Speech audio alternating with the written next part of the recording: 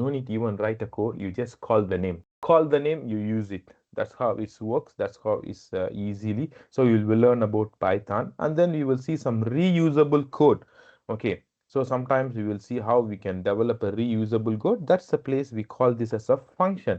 So Python is a very big area to cover. I cannot cover that all in 2 hours. I'll try my best to start and give you the fundamental beginner to intermediate level, so you can use this to move on in your career. Okay, moving on. So as I said, there is 6 reasons to learn Python. As I said, automation and efficiency. You can eliminate all the repetitive tasks and improve your productivity. Mr. Yes, I am the laziest person in my group. I don't want to work hard. Then you have to learn Python. So that when you learn Python, you can make the things more automated and you can do something that you are more happy doing it. And also where we have extensive library and framework which can help you for AI and web development. And also its flexibility, and it's very popular. You just Google it, you will know lots of information about it. Python is very beginner friendly. You no need to learn 100 lines of code. You just need to learn simple syntax that is also similar to sometimes our normal communication.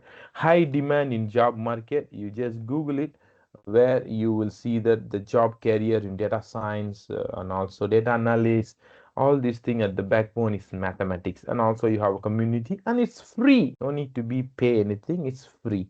Okay, so you can see that Python is a popular language in GitHub, as you can see. And also how to choose the best programming language. You have many options available. If you look at here, you have a Python, JavaScript, TypeScript, Java, so many of them are there.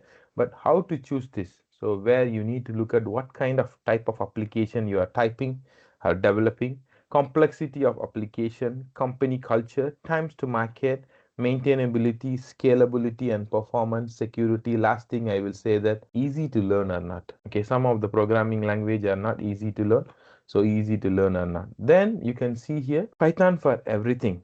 So we can include the Python with pandas. Again, we will talk about that libraries which you can do data analysis. As I say, you can integrate NumPy where you can do all the numerical computation.